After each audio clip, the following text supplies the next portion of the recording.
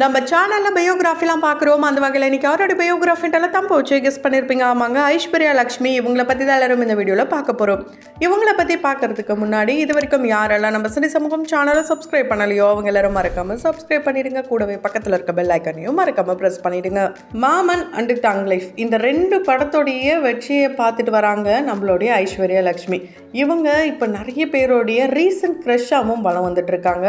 So இவங்களுடைய ஆரம்ப காலகட்டத்திலேருந்து இப்போ வரைக்கும் இவங்க எடுக்கிற படங்களுடைய சாய்ஸ் ரொம்ப ரொம்ப வித்தியாசமாக இருக்கும்.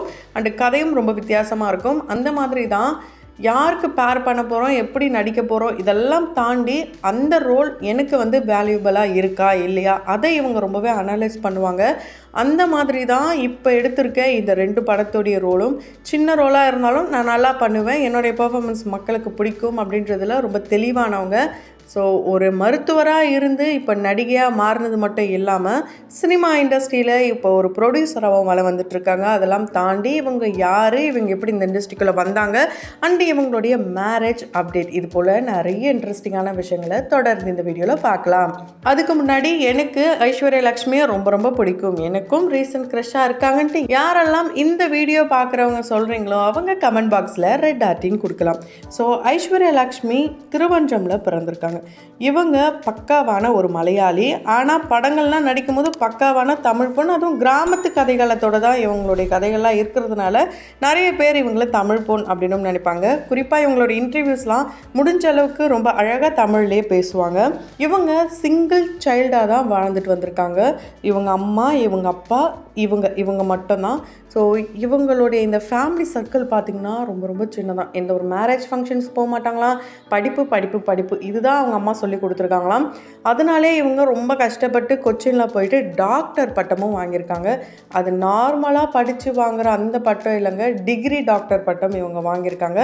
ஸோ இவங்க ஒரு டாக்டர், எம்பிபிஎஸ் டாக்டர் படித்து முடிச்சுட்டு அங்கே ரிசல்ட்டுக்காக இவங்க திரும்பவும் இவங்களுடைய காலேஜுக்கு போயிட்டு ட்ரைனிங் பீரியட், அதாவது நிறைய பேர் டாக்டர்ஸ்க்கு தெரியும் ப்ராக்டிஸ் டைமுன்னு ஒன்று இருக்கும். அந்த டைமுக்கு போகிறதுக்கு முன்னாடி நம்ம எல்லாம் பிஸி ஆகிடுவோம். அதுக்கு முன்னாடி எல்லாம் ஜாலியாக வெளியே போயிட்டு வரலான்ட்டு இவங்களுடைய ஃப்ரெண்ட்ஸ் கேங்கோட வெளியே போயிருக்காங்க ஒரு கேஃபேக்கு. அங்கே மலையாள படம், அதுவும் நிவின் பாலிக்கு ஹீரோயின் தேவைப்படுது, நீங்கள் வரீங்களா அப்படிலாம் நிறைய அட்வர்டைஸ்மெண்ட்லாம் பார்த்துருக்காங்க. அதை பார்த்துட்டு சரி நம்மளும் ஒரு ஃபோட்டோ அனுப்புமே அப்படின்ட்டு அந்த கேஃபேயில் இருக்கும் போதே ஒரு ஃபோட்டோவை அனுப்பிச்சிருக்காங்க. அதில் இவங்க செலக்ட் ஆவாங்களா இல்லையா, நடிக்க தெரியுமா இல்லையா, இது மாதிரி எதை பற்றியுமே இவங்க யோசிக்காமல் ஓகே பார்த்துக்கலாம் அப்படின்ட்டு சும்மா ஃப்ளூக்கில் தான் விட்டுருக்காங்க. இது போல தாங்க இவங்க ஆக்சிடென்டலாக ஃபோட்டோ அனுப்ப இவங்களுக்கும் அந்த படத்துடைய வாய்ப்பும் கிடைக்குது. இது போல் இவங்க முதல் முறையாக மலையாள படத்தில் தான் ஃபஸ்ட் டைமாக நடிக்கிறாங்க. நிவின் பாலிக்கு பேரா அடுத்தடுத்து 3 படங்கள் நடிக்கிறாங்க. இருந்தாலும் அங்கே இவங்க நல்லா அடுத்தடுத்த படங்களில் மம்முட்டி சார்க்குள்ளலாம் நடிக்கிறத பார்த்துட்டு தமிழ்லேயும் இவங்களுக்கு படம் நடிக்கிறதுக்கான வாய்ப்பெலாம் வருது. ஸோ இப்படி தான் இவங்களுடைய சினிமா கெரியர் ஸ்டார்ட் ஆகுதுங்க. சினிமா கெரியரை இவங்க ஒரு நல்ல முறையில் பயன்படுத்தியிருக்காங்க அப்படின்னு தான் சொல்ல முடியும். எல்லா படத்துக்கும் இவங்க ஓகே சொல்லலை. இந்த படத்தில் இந்த ரோல் ஓகே அப்படின்னு இவங்க மனசுக்கு பட்டால் மட்டும்தான் இவங்க அந்த படத்துலேயே சைன் பண்ணுவாங்களாம். குறிப்பாக இந்த PS1-2 நடித்ததுக்கப்புறம் இவங்களுக்கு கிடைச்ச மக்களுடைய இந்த லவ் அண்ட் சப்போர்ட்டெல்லாம் பார்த்துட்டு இவங்க நிறைய ரெஸ்பான்சிபிலிட்டி எனக்கு கிடைச்சிருக்கு, அதனால் நான் கரெக்டான படங்களை தான் சூஸ் பண்ணுவேன் அப்படின்ற ஒரு முடிவை எடுத்திருக்காங்க. அதுலேயும் குறிப்பாக பூங்குழலி அப்படின்ற கேரக்டர் நிறைய பேருடைய மத்தியில் நல்ல ஒரு வரவேற்பே கிடைச்சிருக்கு. சமுத்திரகுமாரியாக இருக்கட்டும், இவங்களுடைய இன்னொரு படம் கட்டா குஸ்தி அப்படின்ற படம் மூலிமா இவங்க யார் அப்படின்றத ரொம்ப நல்லாவே ப்ரூவ் பண்ணியிருப்பாங்க. சூப்பராகவே அதில் இந்த ஃபைட் சீக்வன்ஸாக இருக்கட்டும், ரொம்ப போல்டாக நடித்த விதமாக இருக்கட்டும், விஷ்ணு விஷாலுக்கு ஏற்ற ஒரு பொண்ணு அப்படின்னு சொல்கிற வகையிலேயே அந்த ரோலை ரொம்ப நல்லா ஆப்டாகவே நடிச்சிருப்பாங்க. ஸோ இது போல தான் இவங்க சூஸ் பண்ணுற இந்த ரோல்ஸ் எல்லாமே இருக்கும். அந்த மாதிரி தாங்க இப்போது மாமன் இந்த படத்தையும் அவங்க சூஸ் பண்ணியிருக்காங்க. ரேகா அப்படின்ற கேரக்டர், தமிழ் பொண்ணு கேரக்டர், இந்த ரோல் இவங்களுக்கு கிடைச்சதே ஒரு டிஃப்ரெண்ட்டான வேலை தான் கிடைச்சிருக்கு. அது எங்கன்னு பார்த்தீங்கன்னா கீர்த்தி சுரேஷோடைய வெட்டிங்க்கு இவங்க எல்லாருமே போயிருக்காங்க. அப்போ சூரியும் அங்கே இருந்தாராம். அப்போ சூரி இது போல் நான் ஒரு கேரக்டர் வச்சுருக்கேன், நீங்கள் நடிக்க முடியுமா, இந்த ஸ்டோரி எல்லாத்தையுமே நரேஷன் எல்லாத்தையுமே பண்ணாராம். அதெல்லாம் கேட்டுட்டு செம்மையாக இருக்குன்ட்டு ரொம்ப எமோஷ்னலாக அழுதாங்களாம். அதுக்கப்புறம் தான் சொன்னாராம் இந்த கதையே என்னோட இது தான் அப்படின்னு சொன்னாராம். ஸோ இது போல தான் சூரியோடைய ஓன் ஸ்டோரியை தான் இப்போ படமாக எடுத்திருக்காங்க. கண்டிப்பாக இவருக்குள்ளே இந்த மாதிரி ஒரு திறமை இருக்குன்ட்டு ஆரம்ப காலகட்டத்தில் யாருமே நினச்சிருக்க முடியாதுன்ட்டு இதை பார்த்துட்டு நிறைய பேர் கமெண்ட் பண்ணாங்க. சொல்லப்போனால் இவங்களும் வந்து ஒரு பொது மேடையில் சொல்லியிருப்பாங்க, சூரி கூட நீங்கள் நடிக்க போகிறீங்களா, உங்களுக்கு ஓகேவா, இது போலலாம் கேட்டாங்களாம். ஆனால் சூரி எந்த அளவுக்கு ஒரு டவுன் டு எர்த் பர்சன், நல்ல ஒரு பொறுமையான திறமையான ஒரு மனிதர் அண்ட் நல்ல மனசு கொண்டவர். யாருக்கு உதவி அப்படின்னாலும் இவர் போய் ஓடி போய் செய்வாராம். இது எல்லாத்தையுமே ஐஸ்வர்யா லக்ஷ்மி பொது மேடையில் சொல்லி ரொம்ப எமோஷ்னலாக இருப்பாங்க. அதே மாதிரி தான் ஐஸ்வர்யா லக்ஷ்மியும் ரொம்ப பெருமையாக பேசியிருப்பார் சூரி. அதை கேட்டுட்டு இவங்களும் அழுவாங்க.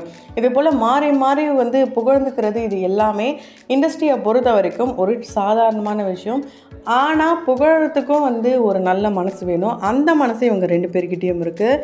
என்னதான் படத்தில் ஹஸ்பண்ட் அண்ட் ஒய்ஃபாக நடித்தாலும் ரியல் லைஃப்பில் பார்த்திங்கன்னா இந்த ப்ரோ ஜோனில் தான் வச்சுருக்காங்களாம் சூரி அவர்களை. கண்டிப்பாக அவர் கூட இருக்கும் போது நல்ல ஒரு சேஃப்டியை வந்து ஃபீல் பண்ண முடியும்ட்டு அவரை பற்றி ரொம்ப ப்ரௌடாக பேசியிருக்காங்க. தளபதி விஜய் அவர்கள் தான் இவங்களுடைய க்ரஷ்ஷாங்க. அவருடைய படங்கள்லாம் வந்து நடிக்கணும் அப்படின்ட்டு ரொம்ப ரொம்ப ஆசையாக. ஆனால் அந்த வாய்ப்பு இதுக்கப்புறம் நிறைவேறுமா அப்படின்னு கேட்டால் அது மிகப்பெரிய கேள்விக்குறி தான். அதே மாதிரி இவங்களுக்கு ஃபஸ்ட்டு கார் யார்கிட்ட இருந்து வாங்கியிருக்காங்கன்னா ஒரு செகண்ட் ஹேண்ட் கார் தான் வாங்கியிருக்காங்க. அதுவும் ஜிவிபி அவர்களுடைய முன்னாள் மனைவியான சைந்தவி அவர்களுடைய காரை தான் இவங்க செகண்ட் ஹேண்ட்லாம் வாங்கியிருக்காங்க. ஸோ அந்த கார் இவங்களுக்கு ரொம்ப ரொம்ப ஸ்பெஷலான காராம். அந்த காரை ஓட்டி தான் இவங்க வந்து டிரைவிங்கே வந்து கற்றுக்கிட்டாங்களாம். அந்த அளவுக்கு ஒரு எல்லாமே நமக்கு வந்து பணம் இருக்குது, நம்ம பெருசாக வாங்கிக்கணும், பெரிய லெவலில் கற்றுக்கணும், அந்த மாதிரி எதுவுமே இல்லாமல் சாதாரணமாக ஒரு நார்மல் ஃபேமிலியிலேருந்து எப்படி லேர்ன் பண்ணுவாங்களோ அந்த மாதிரி தான் கொஞ்சம் கொஞ்சமாக இவங்க லேர்ன் பண்ணியிருக்காங்க. மேரேஜை பற்றி இவங்களுடைய ஒப்பீனியன் என்ன அப்படின்னு கேட்டால், இவங்க மேலே நிறைய பேர் பைத்தியமாக இருக்காங்க. ஆனால் இவங்க யார் மேலேயாவது பைத்தியமாக இருக்காங்களான்னு கேட்டிங்கன்னா, ஒருத்தருடைய ஃபோட்டோ சோஷியல் மீடியா ஃபுல்லாகவே அப்போ வைரல் ஆச்சு. அது யாருன்னா அர்ஜுன் தாஸ்.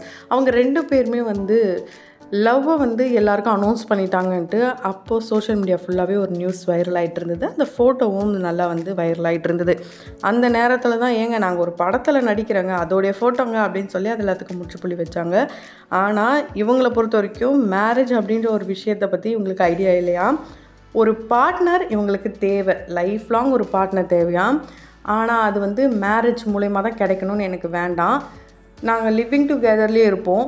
ஒரு பாயிண்டில் எங்கள் 2 பேருக்கு பிடிக்கலனா விட்டு போகிறதுக்கான வாய்ப்பும் இருக்குது. அது மேரேஜ் அப்படின்ற ஒரு கண்டிஷனுக்குள்ளே போயிட்டால் கட்டாயம் வாழ்ந்து தான் ஆகணுன்ற ஒரு விஷயம் இருக்கும். அதனால நாங்கள் அதுக்குள்ளே போகல.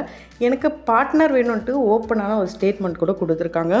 ரொம்ப ரொம்ப போல்டான பொண்ணுன்ட்டு இது மூலயமாவே தெரியுது.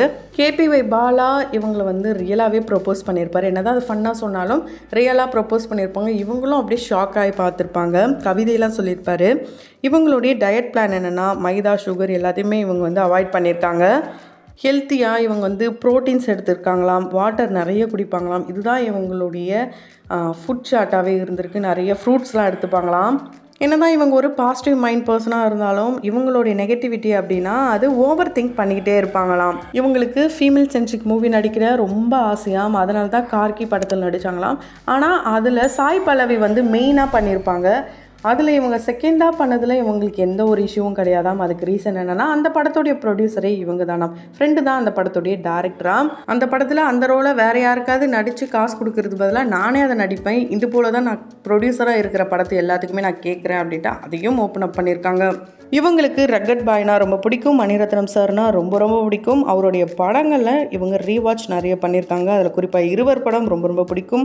கமல் சாருடைய சத்யா, அதுக்கப்புறம் 96 இந்த படங்கள்லாம் ரொம்ப பிடிக்கும். அதனால என்னவோ இப்போ ரீசெண்டாக தக் லைஃப் இந்த படத்தில் இவங்க சூப்பரான ரோல் நடிச்சிருக்காங்க. ஸோ இண்டஸ்ட்ரியில் உண்மையை பேசுகிறவங்க ரொம்பவே குறைவான ஆட்கள் தான் இருக்காங்க. அந்த குறைவான ஆட்களில் இவங்களும் ஒருத்தவங்கனே சொல்லலாம். வெஸ்டர்ன் வியர்ஸாக இருந்தாலும் சரி, ட்ரெடிஷ்னல் வியர்ஸாக இருந்தாலும் சரி, எல்லாத்தையுமே ரொம்ப ரொம்ப ஒரு நீட்டாக வந்து ட்ரெஸ்ஸிங் சென்ஸ் கண்டிப்பாக இவங்களுக்கு இருக்குது. நிறைய பேர் வந்து இவங்களை ஃபாலோ பண்ணிட்டு வராங்க. அந்த வகையில் நானும் இவங்களை ரொம்ப ஃபாலோ பண்ணுறேன். அடுத்தடுத்த படங்கள் வச்சு அப்படின்னு யாராலும் சொல்கிறீங்களா அவங்க கமெண்ட் பாக்ஸில் வாழ்த்துக்களை சொல்லலாம். தொடர்ந்து பயோகிராஃபியில் பார்த்து என்ஜாய் பண்ணணும்னு நினச்சிங்கன்னா உடனே நம்ம சினி சமூகம் சேனலை சப்ஸ்கிரைப் பண்ணிவிட்டு பக்கத்தில் இருக்க பெல் ஐக்கனையும் மறக்காமல் ப்ரெஸ் பண்ணிடுங்க.